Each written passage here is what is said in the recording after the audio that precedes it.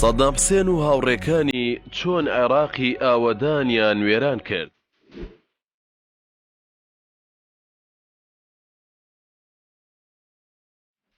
لە سەردەمی پاشایەتی عێراقدا پرۆژە استراتیژیەکانی هەرێمی کوردستان لە سەردەستی بیانیەکان بەتایبەت ئەمریکی و ئینگلیزی و ئەڵمانیەکان دروستکران. دوان لەو پرۆژانە بەنداوی دەربەندیخان و بەنداوی دووکانن. بەنداوی دەربەندیخان یەکەم جار لە ساڵی 1946 دەستکراوە بە لێکۆڵینەوە و گەڕانی زانستی بۆ دروستکردنی بەنداوەکە. پاش 10 ساڵ لەسەر کاغەزەوە پرۆژەکە دەگوازرێتەوە بۆ سەر زەوی. لە ساڵی 1956 دەست دەکرێت بە دروستکردنی بەنداوەکە. بەنداوی دەربەندیخان وێزگەیەکی کارۆئاوی لەخۆ دەگرێت، لێسەیەکەی بەرەمهێنان پێک دێت. هەر یەکەیەک توانای 7 مێگاوات کارەبای هەیە ئەگەر ئاو لە بەنداوەکەدا هەبێت.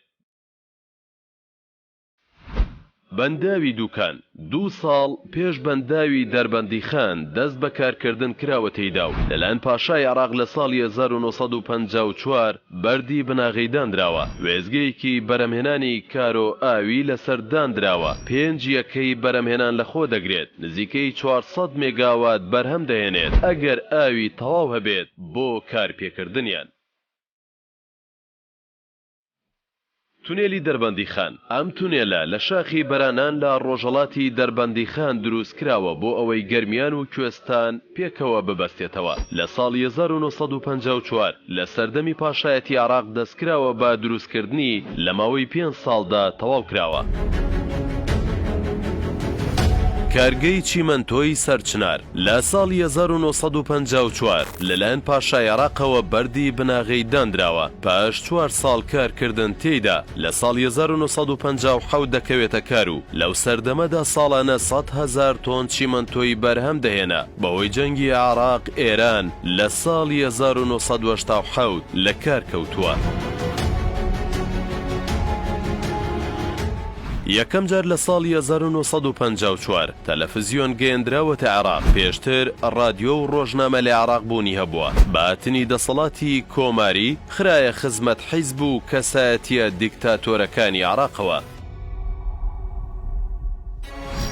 یەکەمین هێڵی شەمەندۆفێر لە عێراق دەگەڕێتەوە بۆ سەردەمی عوسمانیەکان و پێی وتراوە هێڵی ترام. پاشان لە سەردەمی بەریتانیەکان هێڵی شەمەندۆفێری نوێ هاتووەتە عێراقەوە. بەریتانیەکان پردی گەورەیان لە سەرڕووباری دیجلە بۆ ئاسانکردنی هاتوچۆی هاوڵاتیان دروست کردووە و یەکەم جار لە ساڵی 1939دا بە ناوی پردی شەهیدان کرایەوە کە 290 مەتر درێژە و 9 مەتر پانە. ئەمانە و دەیان پرۆژەی استراتیژی دیکە لەلایەن وڵاتانی بیانیەوە دروست کران. عێراق لە سەردەمی کۆماری عێراق وردە ژمارەی دانیشتوانی زیاد دەکرد و پرۆژەکانیشی بە پێی پێویست نەبوون. خۆشگوزەرانی عێراقیەکان لە ساڵانی 1960 و 1979 بەردەوام بوو بەهۆی ئەم پرۆژانەوە. لە ساڵی 1970 ئیدی عێراق بەرەو داکشان چوو تا ساڵی 1998 عێراق بە شێوەیەک دۆخەکەی خراببوو. هاوڵاتیانی نەیان دەتوانی خواردنی ڕۆژانەیان پەیدا بکەن. پاش ئەم راپۆرتە